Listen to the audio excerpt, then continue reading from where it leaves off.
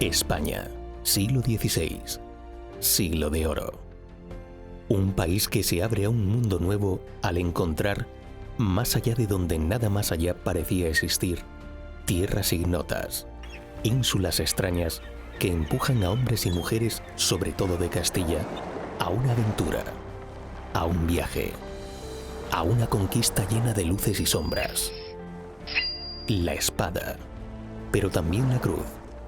El choque de civilizaciones, pero también el mestizaje que da lugar a otra realidad, más rica quizá, sin duda, absolutamente nueva. 1515, 23 años después de que Colón tocara las tierras del nuevo continente. El 28 de marzo ve la luz en Ávila Teresa de Ahumada, conocida universalmente como Santa Teresa de Jesús. Ella también será viajera. Ella también librará combates. No surcará el mar, pero sí los campos de Castilla y Andalucía en pobre carreta. Pero sobre todo recorrerá caminos aún más profundos y escabrosos, los del espíritu, en un mundo receloso de la capacidad de la persona, particularmente si es mujer, para transitarlos de modo seguro. Testigos de este viaje son sus libros. Un viaje que arranca en el hogar familiar, al calor del corazón de los suyos, y termina en el hogar definitivo, el fuego del corazón de Dios que la transforma y la acoge al final de su aventura, que ella ha dejado escrita para nosotros.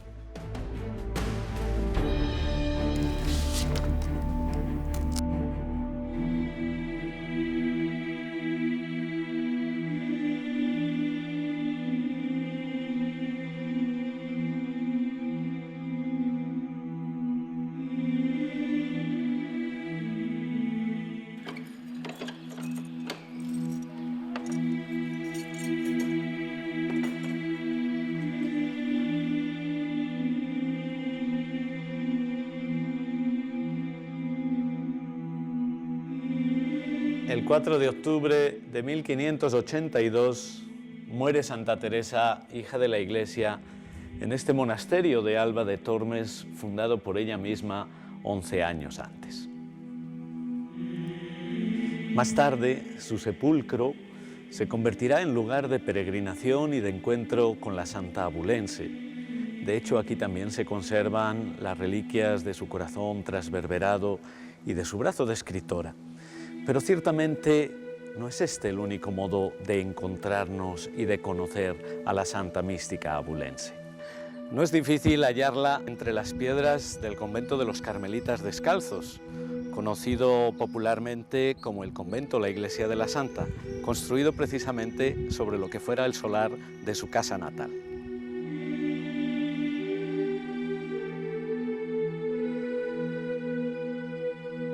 O en el majestuoso convento de la Encarnación, donde entró como monja en 1535 con apenas 20 años de edad.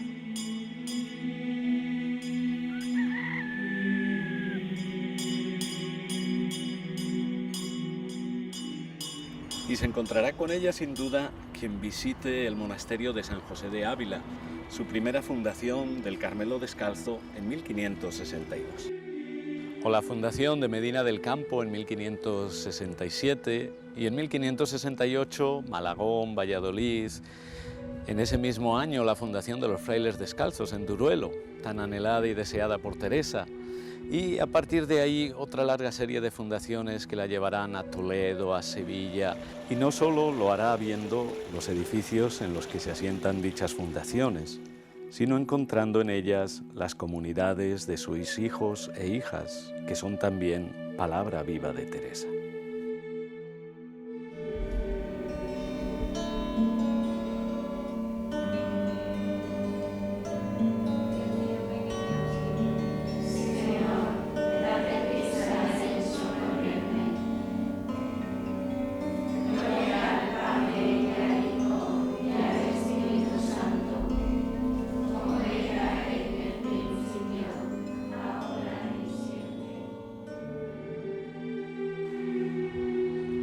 La santa andariega nos saldrá al encuentro también en tantos caminos de Castilla.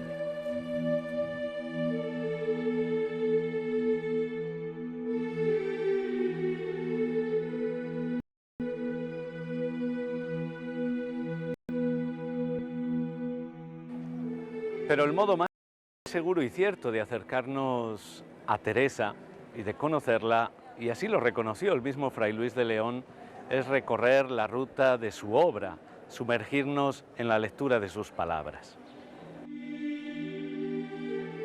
Yo no conocía a la Madre Teresa, mas la conozco y la veo casi siempre en dos obras vivas que nos dejó de sí, que son sus hijas y sus libros.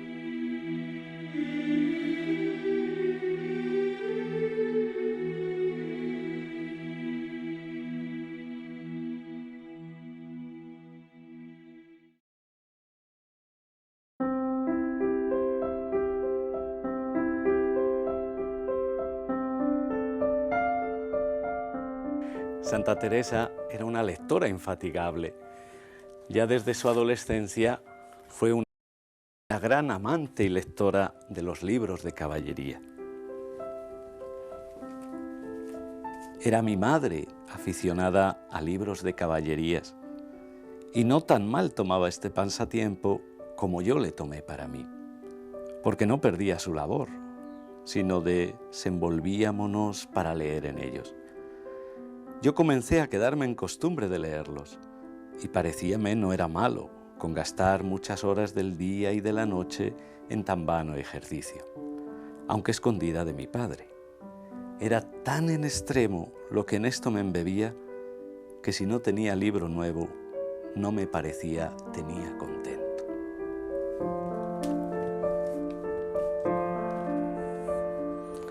Más tarde, ya de monja, se embeberá también Teresa en la lectura de grandes libros espirituales, como serán las epístolas de San Jerónimo, la imitación de Cristo, los espirituales franciscanos, el tercer abecedario de Osuna y otra serie de libros de gran interés.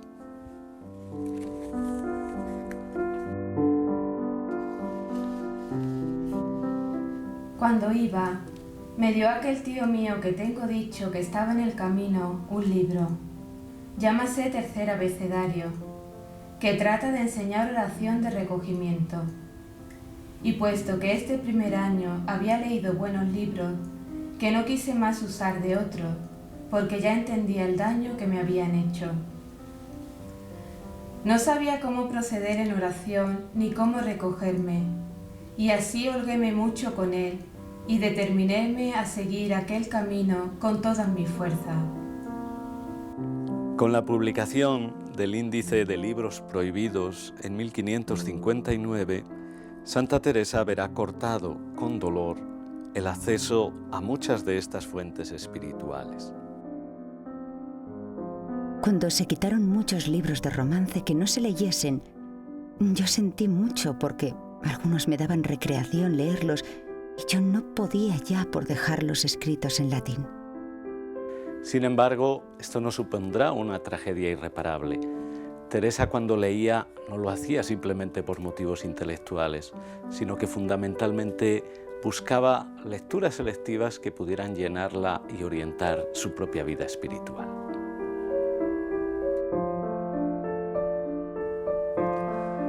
Pero además, y esto es más importante, es precisamente el hecho de no poder leer muchos de los libros que hasta entonces la habían animado espiritualmente lo que la lanza de la mano del Señor a un conocimiento nuevo, más profundo.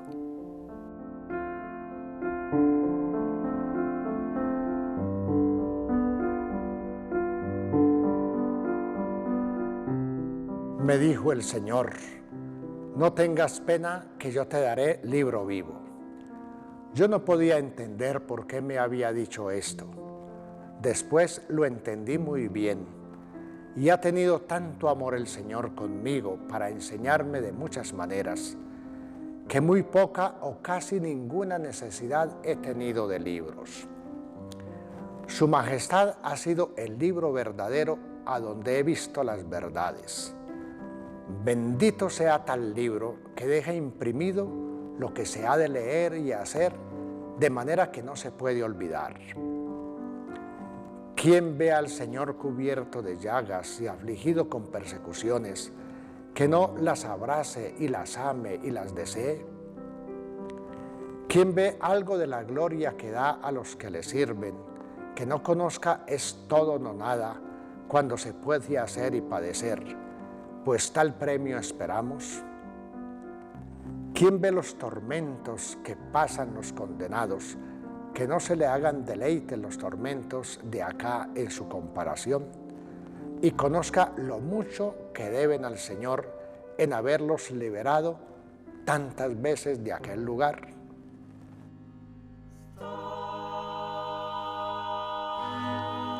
La experiencia, el contacto con la verdad que es Cristo, le ha llevado a Teresa, más allá de las indicaciones y de la obediencia a sus confesores, a la aventura de ser escritora, con el ánimo de ayudarnos, de iluminarnos y de guiarnos también en nuestra propia aventura interior, con ese propósito tan teresiano de engolosinar las almas de un bien tan alto. Con un propósito didáctico y mistagógico de acompañarnos a vivir lo que ella misma vivió.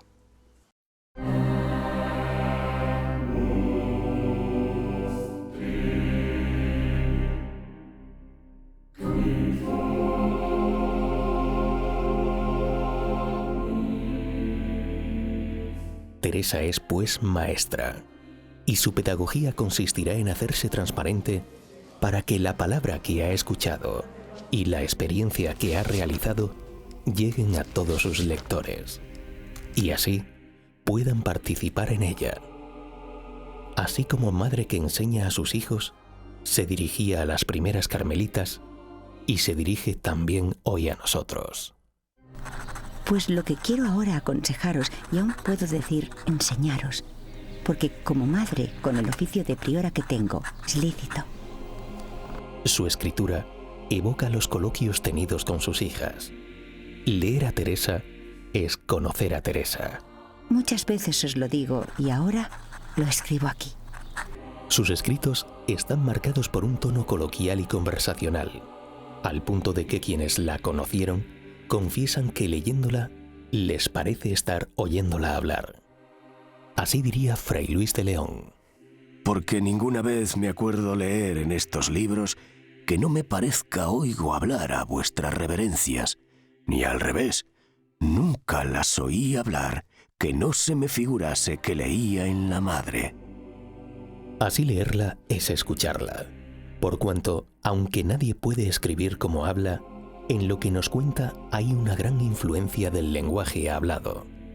Y ello nos pone frente a Santa Teresa, que como madre de espirituales y maestra, nos cuenta la aventura de la misericordia de Dios sobre ella derramada.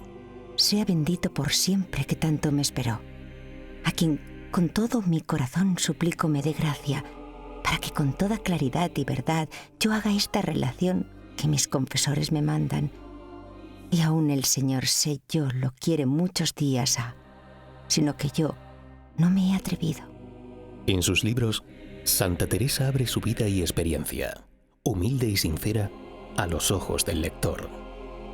No quiere presentarse como quien ha vivido extraordinarios fenómenos al alcance de pocos, sino como quien ha experimentado la misericordia de Dios a pesar de sus pecados.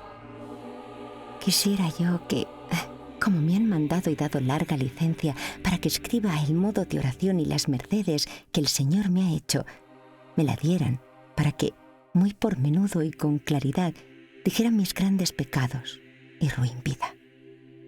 Diérame gran consuelo, mas no han querido, antes, atádome mucho en este caso. La lectura de las obras de Santa Teresa es un modo nuevo de acercarnos a la figura de Teresa, conscientes sobre todo de que son testigos de una presencia y mediadores también del conocimiento de ella misma, de nosotros mismos, pero sobre todo del interlocutor divino, a quien Teresa hace siempre presente en sus obras, como alguien de quien no solo habla, sino con quien habla y a quien convierte también en interlocutor nuestro.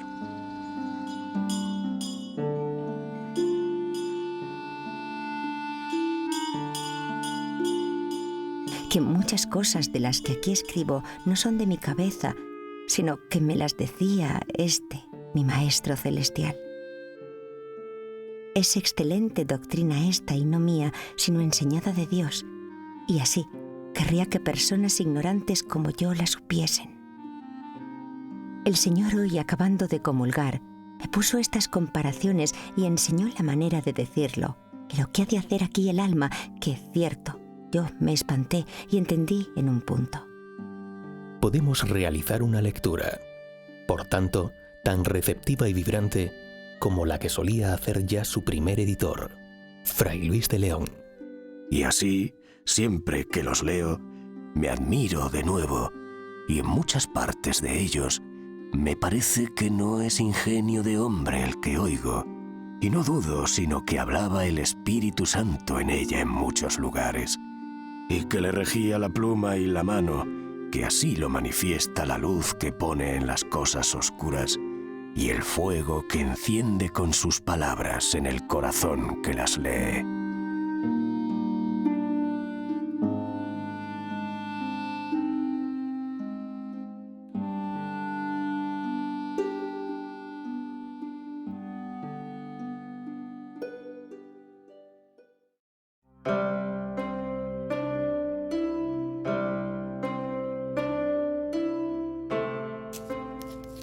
Mas, ¿quién podrá escribir con tinta sobre papel la profundidad de la experiencia de comunión con Dios vivida por Teresa?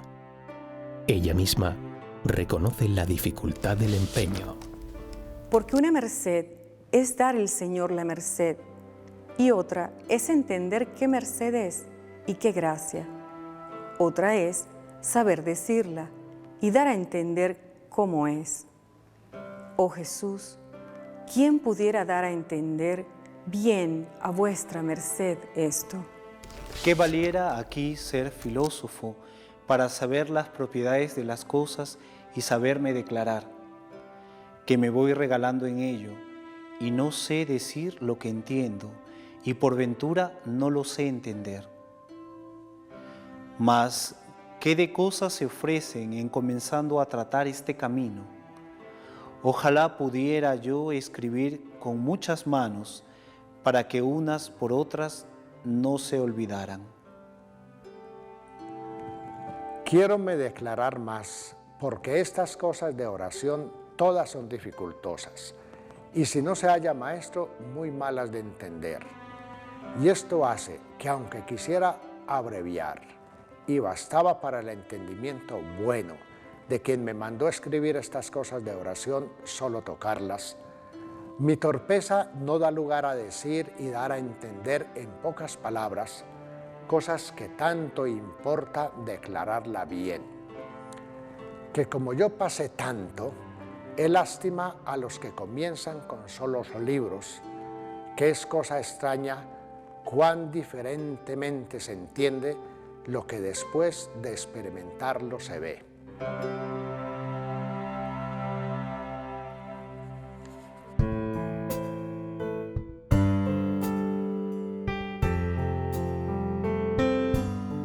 Teresa, consciente de la dificultad de su empeño, se dirige a sus censores para decirles que si no es adecuado, que lo rompan.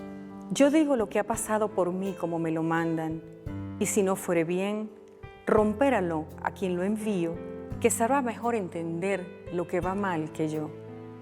Y si fuere mal acertado, el Padre presentado, que lo ha de ver primero, lo remediará o lo quemará.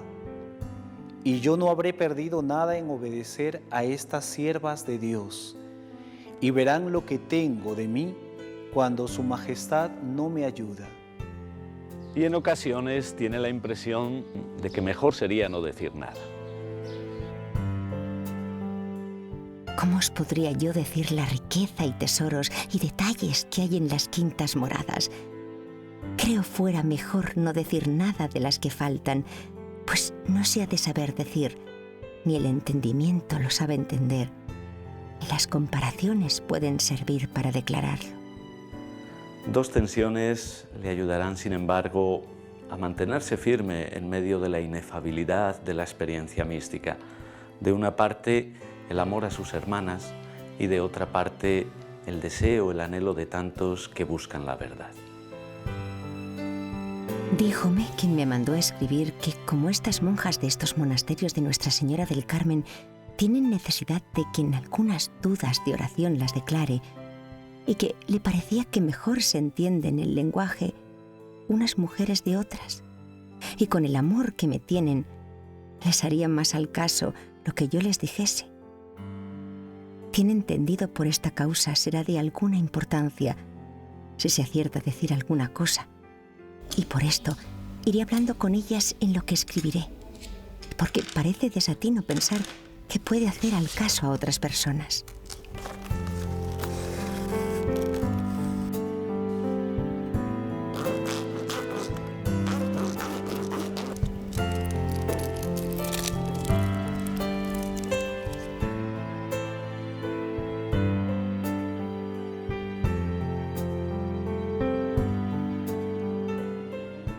Sé que no falta el amor y deseo en mí para ayudar en lo que yo pudiere para que las almas de mis hermanas vayan muy adelante en el servicio del Señor. Y este amor, junto con los años y experiencia que tengo de algunos monasterios, podrá ser aproveche para atinar en cosas menudas más que los letrados que, por tener otras ocupaciones más importantes y ser varones fuertes, no hacen tanto caso de cosas que en sí no parecen nada. Y a cosa tan flaca como somos las mujeres, todo nos puede dañar. No diré cosa que en mí, o por verla en otras, no la tenga por experiencia.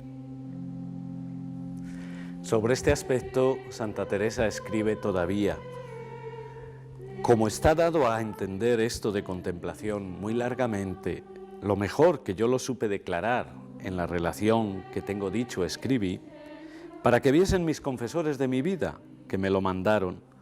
No lo digo aquí, ni hago más de tocar en ello.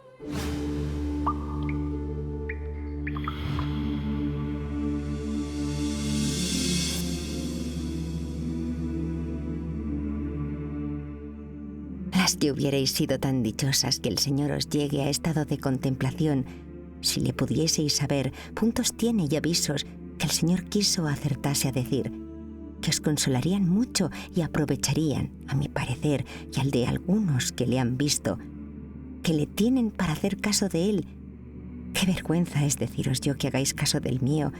El Señor sabe la confusión con que escribo mucho de lo que escribo. Bendito sea que así me sufre, las que, como digo, tuvieren oración sobrenatural, procúrenle después de yo muerta. De otro lado, la irrefrenable fuerza de la experiencia mística que le lleva a Teresa, como a los discípulos de Maús después del encuentro con el resucitado, a querer gritar, a querer proclamar esa fuerza interior de esa experiencia del encuentro con Dios.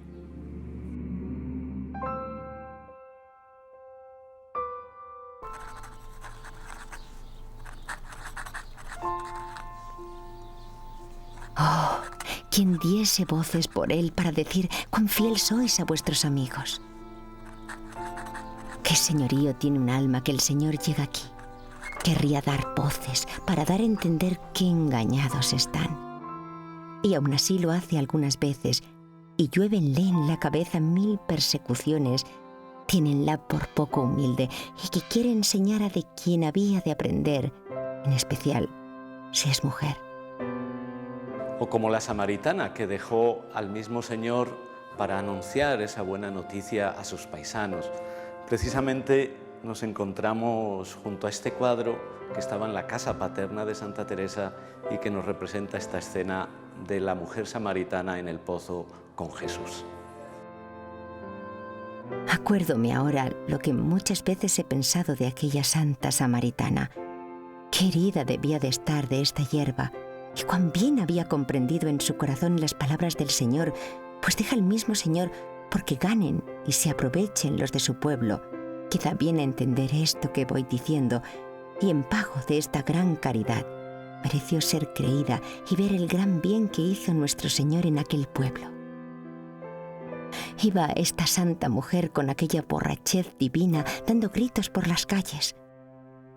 Lo que me espanta a mí es ver cómo la creyeron. Una mujer. Y no debía ser de mucha suerte, pues iba por agua. De mucha humildad sí, pues cuando el Señor le dice sus faltas, no se agravió, como lo hace ahora el mundo, que son malas de sufrir las verdades, sino díjole que debía ser profeta. En fin, le dieron crédito, y por solo su dicho salió gran gente de la ciudad al Señor. Se esforzará, pues, precisamente arrastrada por la fuerza de la belleza divina en querer darse a entender, precisamente haciendo uso de imágenes, de comparaciones, de analogías. Para darlo mejor a entender, me quiero aprovechar de una comparación que es buena para este fin. Quiero poner una comparación, si acertare, para dároslo a entender. Deseando estoy acertar a poner una comparación para si pudiese dar a entender algo de esto que voy diciendo. Y creo no hay que cuadre, mas digamos esta. Y pedirá también la ayuda del buen Dios, ya que si Él le ha concedido la gracia, también le concederá ahora la posibilidad de poder transmitirla y comunicarla. Llega a su majestad, me dé gracia para que yo dé esto a entender bien. Oh Dios mío, ¿quién tuviera entendimiento y letras y nuevas palabras para encarecer vuestras obras como lo entiende mi alma? Para comenzar a hablar de las cuartas moradas, viene menester lo que he hecho, que es encomendarme al Espíritu Santo y suplicarle que de aquí adelante hable por mí. Estando hoy suplicando a nuestro Señor, hablase por mí, porque yo no atinaba a cosa que decir, ni cómo comenzar a cumplir esta obediencia, se me ofreció lo que ahora diré para comenzar con algún fundamento.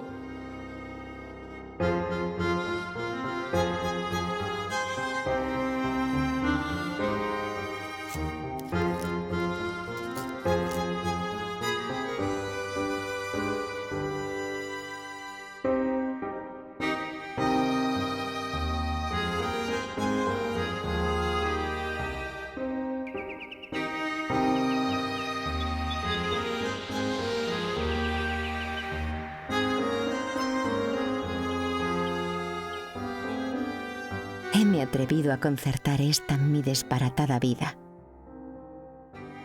Nos dice Santa Teresa casi al final del libro de la vida, pero a la incertidumbre de la posible incomunicación se sobrepondrá la seguridad y la satisfacción por haberse dado a entender. Quizá lo entenderéis mejor por mi grosero estilo que por otros elegantes. Y advertid mucho a esta comparación que me puso el Señor estando en esta oración, y cuádrame mucho.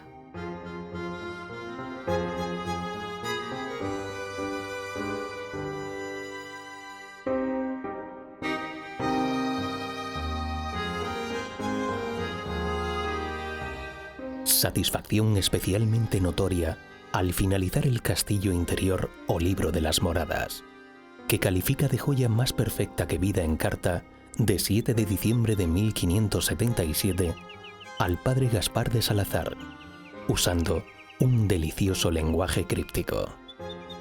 A lo que se puede entender le hacen muchas ventajas, porque no trata de cosa, sino de lo que es él, y con más delicados esmaltes y labores, porque dice que no sabía tanto el platero que la hizo entonces, y es el oro de más subidos quilates, aunque no tan al descubierto van las piedras como acullá. Hízose por mandato del vidriero, y parécese bien a lo que dicen. Belleza que reside, como expresa en el mismo libro, no tanto en su riqueza literaria, sino en su capacidad de involucrar en la experiencia teresiana a sus lectores, particularmente a sus hijas carmelitas descalzas. Me parece os será consuelo deleitaros en este castillo interior, pues sin licencia de las superioras podéis entraros y pasearos por él a cualquier hora.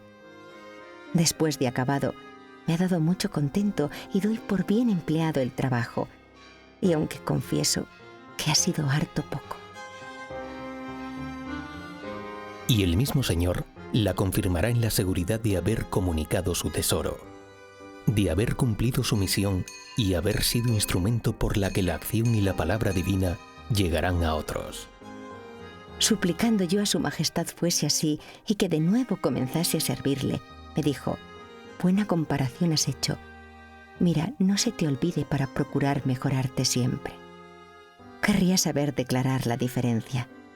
Declárelo el Señor como ha hecho lo demás, que, cierto, si su majestad no me hubiera dado a entender por qué modos y maneras se puede algo decir, yo no supiera. Fruto de su pericia literaria y de su profunda experiencia de Dios, Teresa nos ha dejado como gran legado, como gran tesoro y como la gran reliquia sus escritos. El libro de la vida, el libro de su alma, el libro también de las misericordias de Dios, el libro de las fundaciones, escrito en medio de todo ese su aventurado camino a través de Castilla y de Andalucía. También el libro del Camino de Perfección, donde nos ha legado también su carisma, el Evangelio de Teresa. El libro del Castillo Interior o de las Moradas, su libro quizás más querido y más elaborado. Tenemos también sus cuentas de conciencia, donde nos acerca también a sus experiencias. El libro de las meditaciones, de los cantares, su primer comentario bíblico, las exclamaciones del alma a Dios, donde Teresa dialoga abiertamente con el Señor, y las constituciones que vienen a ser la expresión legal de su carisma. Sus poesías, donde su experiencia mística se hace poema, y también su epistolario, que es el libro donde leemos su alma, donde nos acercamos a su pericia humana, donde nos acercamos a una Teresa metida y sumergida en diversos problemas de la vida y de las circunstancias.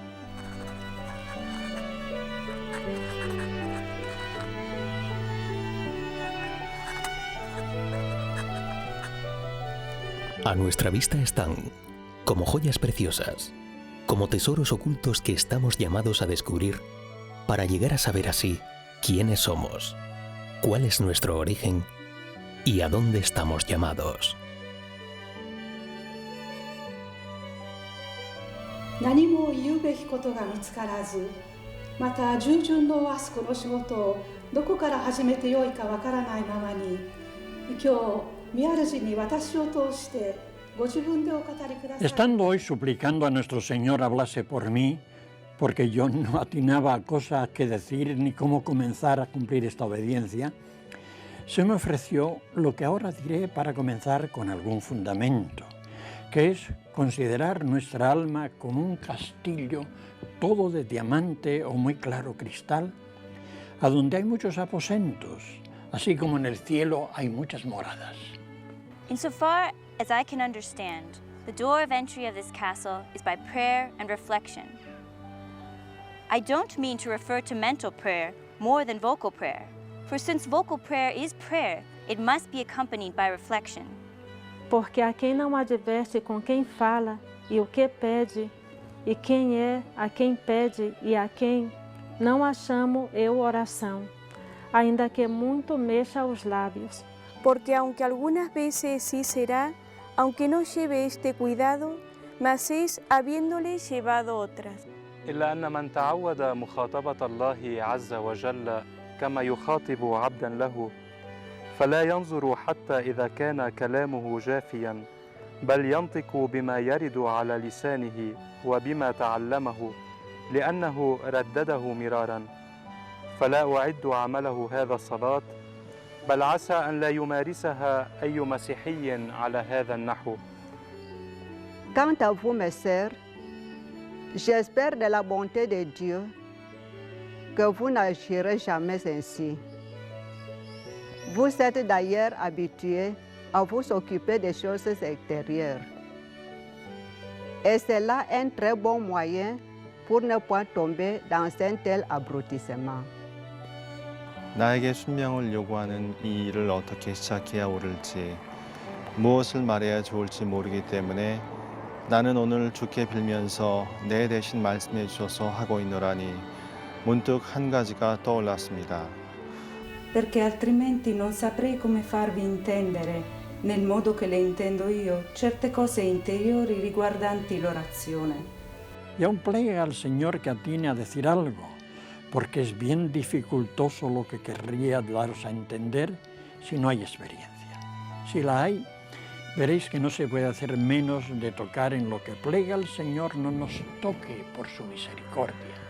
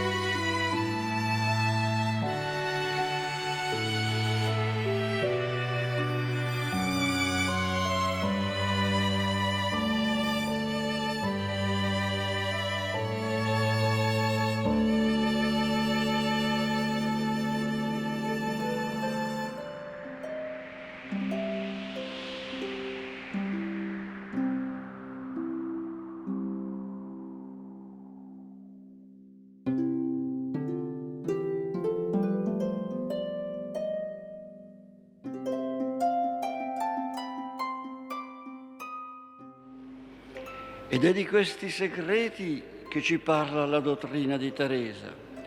Sono i segreti dell'orazione. La sua dottrina è qui.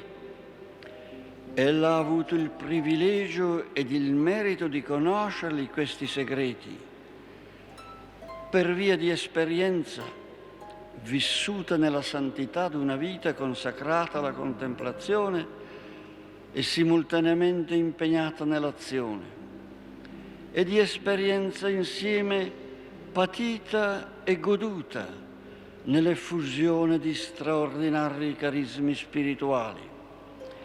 Teresa ha avuto l'arte di esporli questi medesimi segreti, tanto da classificarsi fra i sommi maestri della vita spirituale.